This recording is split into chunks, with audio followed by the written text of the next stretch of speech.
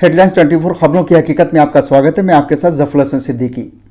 अरब Israel जंग में ceasefire हो चुका है और नेतन्याहू ने एक तरफा बिना शर्त ये सीजफायर किया है। जो कल तक कहते थे कि बिना परमानेंट सोल्यूशन के हम बमबारी बंद नहीं करेंगे और ना ही सीजफायर करेंगे। पहली बात तो ये जंग नहीं थी, क्योंकि एक तरफ तो आधुनिक हथियारों से लैस फौज थी और दूसरी तरफ पत्थर और लाठी डंडे और मामूली रॉकेट्स थे। दुनिया का एक सुपर पावर और उसके कुकर्मों में शामिल उसके साथ खड़ा था।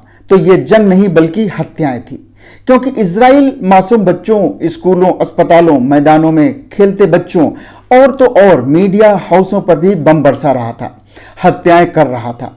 जंग दो फौजों के बीच में होती है, निहत्थे नागरिकों और फौज के बीच में नहीं होती। इस लड़ाई में नैतिक रूप से तो इजराइल हार गया है और पूरी दुनिया में उसकी बदनामी हुई है। इस लड़ाई में वो एक हत्यारे के रूप में एक्सपोज हो गया है और इसी वजह से उसका साथ देने वाले भी धीरे धीरे उसका साथ छोड़ने लगे हैं। सिर्फ बेशर्म अमेरिका को छोड़कर, जो सीज फायर भी नहीं होने दे रहा था, क्योंकि उसकी और इजराइल के बीच हथियारों की एक बहुत बड़ी डील होनी थी। जैसा कि आप जानते हैं कि अमेरिका हथियारों का सौदागर है। वो हमेशा चाहता है कि दुनिया में कहीं ना कहीं जंग होती रहे और उसका हथियार बिकता रहे, और अमेरिका कई देशों को मिलाकर भी शिकार करता है।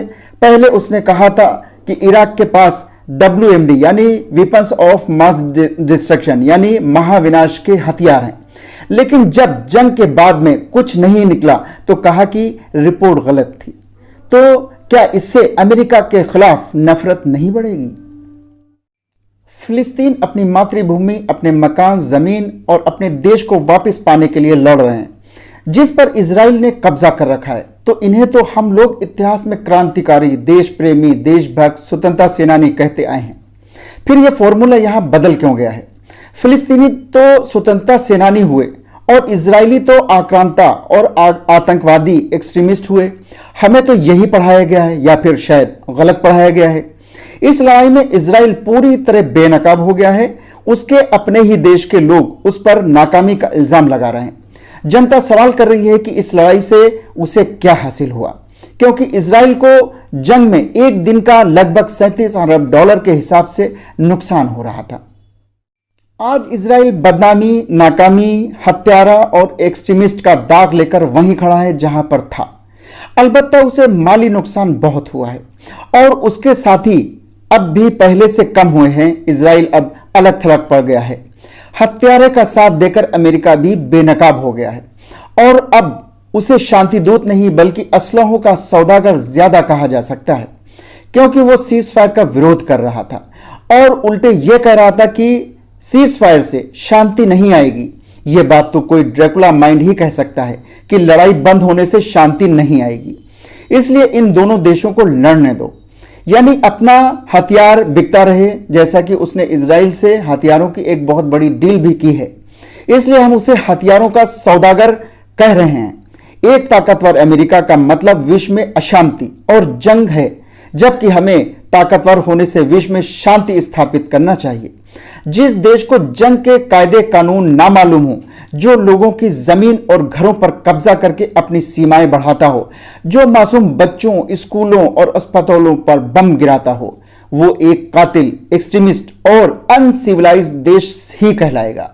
इससे ज्यादा और कुछ नहीं।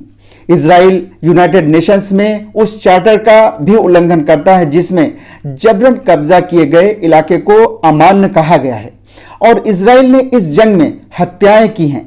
इंटरनेशनल कानूनों का भी उल्लंघन किया है। इजराइल की आक्रांता से इलाके में हिंसा और अलगाववाद को बढ़ावा मिलेगा। फिलिस्तीनियों का जनसंहार करके, उनकी संपत्ति को नष्ट करके, घर और जमीन को हड़प कर कभी भी शांति स्थापित नहीं की जा सकती है। अब देखना यह होगा कि जो देश किसी कानून, एग्रीमेंट, ह्यूमन राइट्स को मानता ही ना हो, तो इस सूरत में यह सीजफायर कितने दिनों तक कायम रहेगा, यह बता पाना बहुत मुश्किल होगा। इसके लिए वक्त का इंतजार करना होगा। आखिर में एक बात कहना चाहेंगे कि अमेरिका ने कहा है कि इजराइल को हमास के रॉकेट से अपनी रक्षा करने का अधिकार है, तो फिर हमास को भी तो अपने देश की रक्षा का अधिकार है, जिसको अपने ही देश में अपने घरों से निकाला जा रहा हो। अमेरिका के इस बयान से तो आतंकवाद खत्म नहीं बल्कि और बढ़ेगा। मैं आपके साथ जफरुल हसन सिद्दीकी। अगर आपको हमारा यह वीडियो पसंद आया हो तो इसे शेयर और लाइक जरूर करें और चैनल को सब्सक्राइब करना ना भूलें, ताकि हम आपको देश और दुनिया की ताजा तरीन खबरों के साथ रखें बाखबर। तो देखते रहिए हेडलाइंस 24 सच के साथ।